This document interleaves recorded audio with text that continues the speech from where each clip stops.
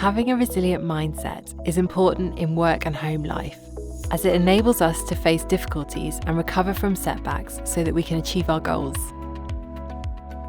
Looking at our thoughts and beliefs, deciding if they are helpful and then adjusting them is key in developing resilience. Our thoughts and beliefs have a powerful impact on our resilience. In this video, we will explore how our thoughts and beliefs impact how we feel and how we behave, how we have a choice about what we think, how to build a resilient mindset, and a technique for identifying and challenging your habitual ways of thinking. Belief systems. The starting point is recognizing our belief system. A belief system is an ideology or set of principles that helps us to interpret our everyday reality. Together with other factors such as personality, genetic makeup, and habits, our belief system is one of the strongest forces that affect the decisions we make, our communication style, and the way we react to things that happen in life. Often, our belief systems are hidden, subconscious, or automatic.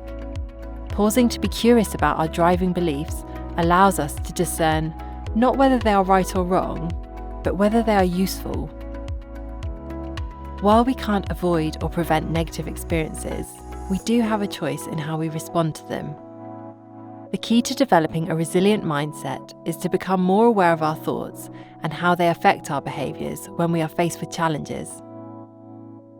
This can be understood best by looking at the ABCDE framework developed by psychologist Dr. Martin Seligman.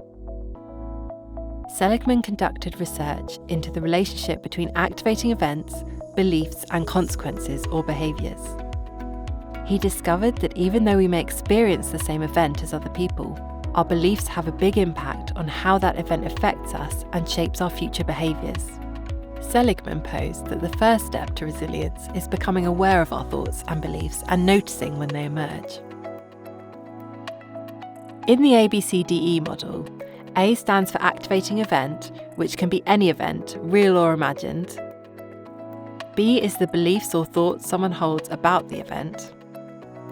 C is the consequence, which can be the emotional outcome and the resulting behaviours that occur.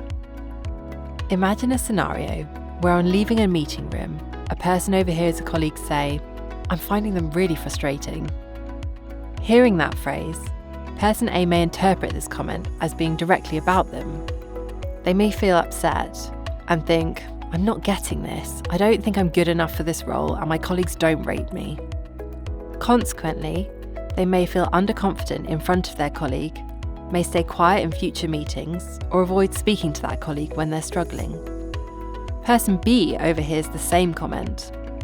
Unlike person A, person B thinks, "It's nothing to do with me. I trust that if my colleagues have any issues with me, they'll raise them." Next time person B sees their colleagues, they feel confident in their ideas and open to working collaboratively. Note that person B's consequences are positive, and they are likely to be left feeling, at worst, neutral, and at best, positive towards their colleagues.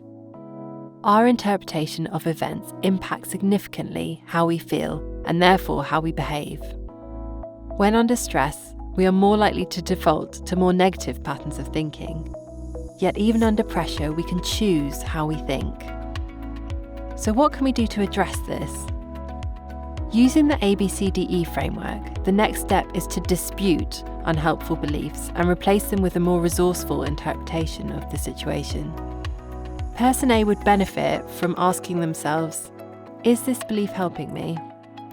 Is this really true? What are the facts? How can I dispute it?" They may think, "I don't know that they were talking about me. My colleague could have been talking about someone else or even their work." Person A may choose to believe a more helpful alternative, such as, "I was given this job because I have good skills in this area, and any challenges I come across are an opportunity to learn." Finally, reflecting on how our energy or mood has changed helps us to interpret situations in a way that is more helpful to us and leads to better outcomes. Person A could ask themselves, "How do I feel now I found an alternative way of thinking about the conversation I heard?" They may notice that they now feel more motivated at work and decide to be more confident in their abilities when around colleagues. Raising awareness of our thoughts and beliefs helps us to understand whether they are serving us. When we notice they aren't, we are able to explore alternative interpretations to what we perceive. This helps build our resilience.